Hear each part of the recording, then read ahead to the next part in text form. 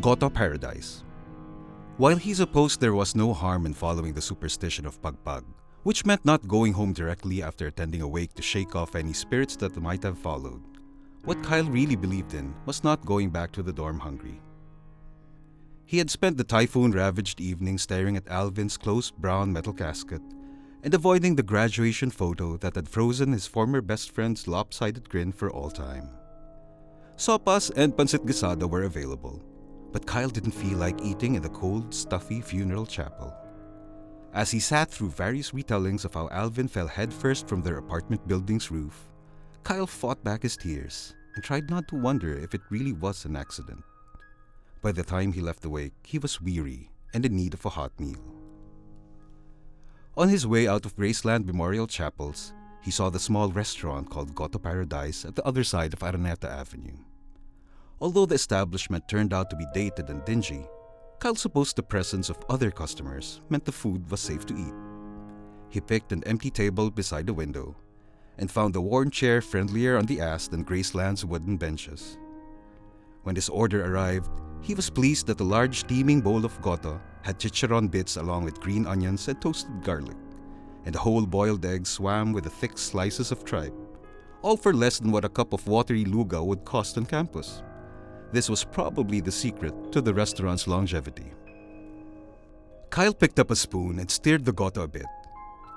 When this released more steam, he knew that trying to eat it now would only scald his mouth.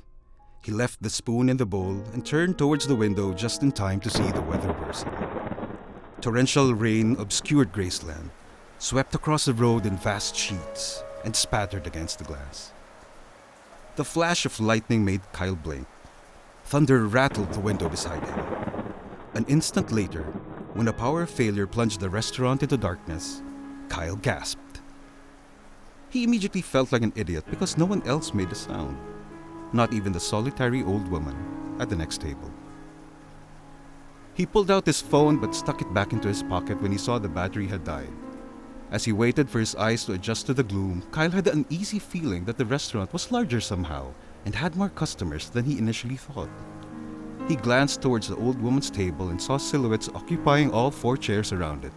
A trick of the dark, he thought, and hoped that someone would soon be around with a candle.